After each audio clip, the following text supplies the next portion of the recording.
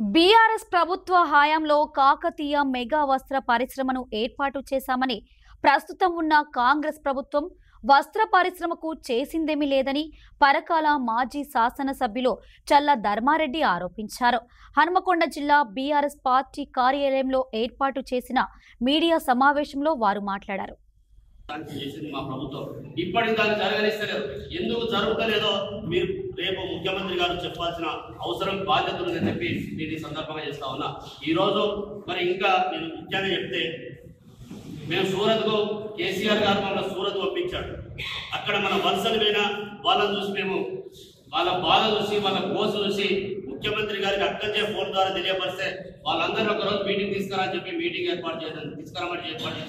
వాళ్ళందరికీ చెప్పిండు, MSME scheme కింద మీరు అందరూ రాండి ఇక్కడికి, నేను టెక్స్టైల్ పార్క్ లో ల్యాండ్ అలాట్ చేస్తా, మీరు ఇక్కడనే కట్టుకోండి, వర్కర్ కమ్ ఓనర్ దాని సబ్సిడీ అన్ని రూపేనా మేము ఇస్తామని చెప్తే వాళ్ళందరూ వచ్చి దాదాపుగా 182 మందికి ఇక్కడ అప్లికేషన్ పెట్టుకోవడం జరిగింది. మా ప్రభుత్వంలో 82 మందికి 1000 రూపాయలకు గజం చొప్పున మేము ల్యాండ్ అలాట్ చేశాం. ఈ ప్రభుత్వం ఇంకా 102 మందికి ల్యాండ్ అలాట్ చేయమంటే 40 మంది డబ్బులు కట్టినప్పటికీ కూడా ల్యాండ్ అలాట్ చేయడం లేదు, ఆ ప్లాట్ఫామ్ డెవలప్ చేయడం లేదు, వాళ్ళకు కరెంట్ సప్లై ఇవ్వడం లేదు. వాళ్ళు వచ్చి రోజు నా దగ్గరికి వచ్చి ఏడ్చిపోతా ఉన్నారు.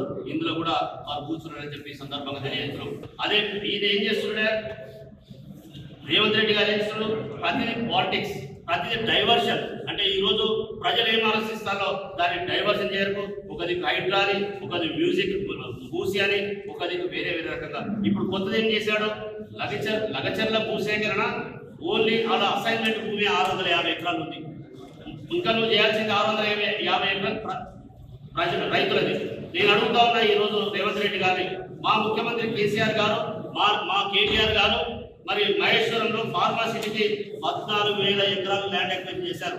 ఆ 14,000 ల్యాండ్ ఎక్విజిషన్ ఫార్మాసిటీకి ల్యాండ్ ఇస్తే అక్కడ మేము పెట్టాం ఫార్మా కంపెనీ, ఎక్కడో పెడతామని నీ సొంత అల్లుడి స్వలాభం కొరకు నువ్వు ఎక్కడ పెట్టావే, నీ గ్రామంలో లగచెర్ల దగ్గర ఫార్మా విలేజ్ అని పెట్టావు. మేము ఫార్మా సిటీ ఇది తెలంగాణకు ఉపయోగపడే విధంగా మేము ఆలోచిస్తే, మా ముఖ్యమంత్రి గారు, మా మాజీ ముఖ్యమంత్రి గారు కేసీఆర్ గారు, కేటీఆర్ గారు ఆలోచిస్తే నీ స్వార్థం కొరకు చిన్న బుద్ధితో నువ్వు ఆలోచించి ఇవాళ ప్రజలు మేము ముఖ్యంగా చెప్తున్నాం. ఆనాడు ఎస్టీలకు 4,000 ఎకరాలు మేము పట్టాలు ఇచ్చాం. మరి పట్టాలు ఇచ్చిన ల్యాండ్ ఇస్తే ఈ 4 లక్షల ఎకరాలు పట్టాలు ఇచ్చాం. ఈ రోజు మరి ఎస్టీలను బంధించి నిర్బంధించి తీసుకుపోయి మరి పోలీస్ స్టేషన్ పెట్టాం. 70 మంది మీద కేసు అయితే బీజేపీ కాంగ్రెస్ ఇద్దరు కలిసి వాళ్ళని 70 మంది దగ్గర తీసేసి 75 మంది అరెస్ట్ చేస్తారు, 35 మంది మీద కేసులు పెడతారు. అంటే మా ప్రభుత్వం మా పార్టీ బీఆర్ఎస్ పార్టీ మీద మీరు కేసులు పెట్టింది వాస్తవం కదా.